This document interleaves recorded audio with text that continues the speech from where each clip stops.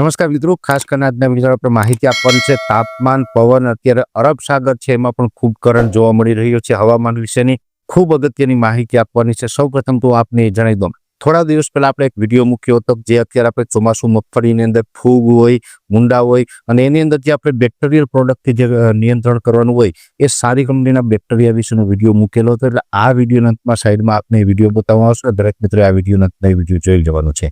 હવે ખાસ કરીને જે હવામાનમાં મોટા બદલાવ આવી રહ્યા છે એની વાત કરવાની છે. આમ તો આપણે ગઈકાલના વિડીયોની અંદર જણાવ્યું એમ કે હમણાં કોઈ વરસાદની શક્યતાઓ નથી. 19 તારીખ સુધી વરાપ રહેવાની છે. પણ ખાસ કરીને જે અરબ સાગર છે એ હજુ પણ સક્રિય જોવા મળી રહ્યો છે. જોકે અરબ સાગરની અંદર છેલ્લી એક સિસ્ટમ છે એ 13 જૂનના રોજ બની હતી. ત્યાર પછી અરબ સાગરમાં કોઈ સિસ્ટમ બની નથી. તમામ વરસાદો છે આપણે બંગાળની ખાડીની સિસ્ટમને કારણે આવ્યા છે. અરબ સાગરની અંદર ભલે કોઈ સિસ્ટમ નથી બની છતાં પણ અરબ સાગરની અંદર ચોક્કસથી કરંટ જોવા મળી રહ્યો છે. એટલે હજુ પણ અરબ સાગર છે એ થોડોક તોફાની જોવા મળશે, ઊંચા મોજા ઉછળતા જોવા મળશે અને ત્યાં પવનની ઝડપ છે એ પણ થોડીક વધારે જોવા મળશે. એટલે પવનની ઝડપની ખાસ કરીને વાત કરવા જાય તો એવરેજ જે દરિયાઈ કાંઠાના વિસ્તારો છે જેમાં ખાસ કરીને સૌરાષ્ટ્ર અને કચ્છના દરિયાઈ કાંઠાના ભાગો છે, આ તમામ દરિયાઈ કાંઠાના વિસ્તારોની અંદર પવનની ઝડપ છે એ નોર્મલ રીતે અત્યારે હોવી જોઈએ એના કરતાં વધી અને 35 થી લઈને 40 કિલોમીટર પ્રતિ કલાકની ઝડપે જોવા મળશે.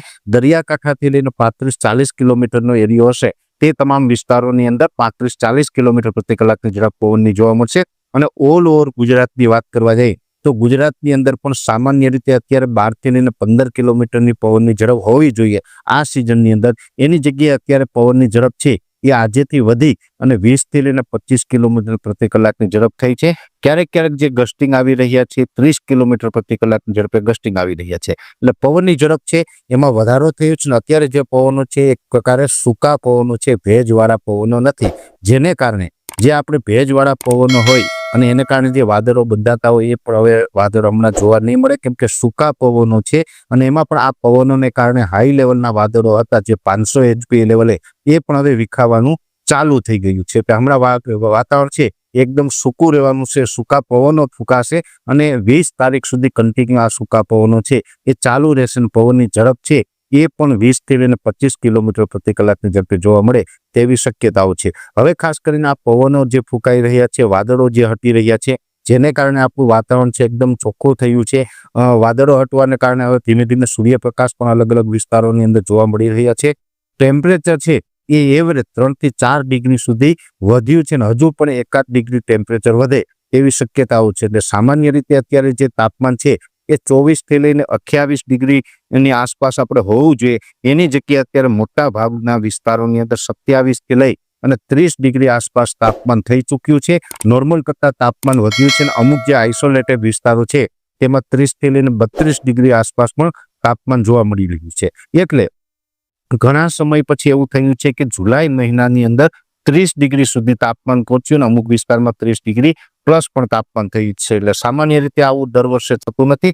પણ આ વર્ષે આ સૂકા પવનો અને વાદળોનો હટી જવું જેને કારણે જુલાઈ મહિનાના મધ્યએ પણ અત્યારે આપણે તાપમાન ઉચકાયું છે. સૂકા પવનો છે જેને કારણે આપણે ક્યાંય ને ક્યાંય થોડોક ગરમી ઉકળાટનો માહોલ પણ હવે 1-2 દિવસની અંદર જોવા મળશે ને 20 તારીખ સુધી સામાન્ય ગરમી છે એ આપણે જોવા મળે તેવી સંભાવનાઓ છે. એટલે ખાસ કરીને જોવા જઈએ તો પવનની ઝડપમાં વધારો થયો છે અને તાપમાનમાં પણ વધારો થયો છે. અને આ એક પ્રકારનું અસ્થિરતાવાળું વાતાવરણ છે એ 20 તારીખ સુધી આપણે કન્ટિન્યુ જોવા મળશે. અને હમણાં આપણે 19 તારીખ સુધી કોઈ વરસાદની શક્યતાઓ હાલ દેખાતી નથી. અને એ પછી કોઈ વરસાદી સિસ્ટમ બનશે અને આપણે ગુજરાતની અંદર વરસાદ પડવાની સંભાવનાઓ હશે. એટલે ચોક્કસથી અમારા તરફથી આપને માહિતી આપવામાં આવશે. અત્યારે આ વિડીયોની અંદર એટલું પણ શરૂઆતમાં મેં આપને જણાવ્યું હતું, આ સાઈડમાં વિડીયો દેખાઈને ટચ કરીને જશો એટલે બેક્ટેરિયા પ્રોડક્ટ જેમાં ફૂગ અને મુંડાનું નિયંત્રણ આપણે કરી શકો છો. વિશેષ માહિતી છે નેક્સ્ટ વિડીયોમાં આપવામાં આવશે. રજા આપશું.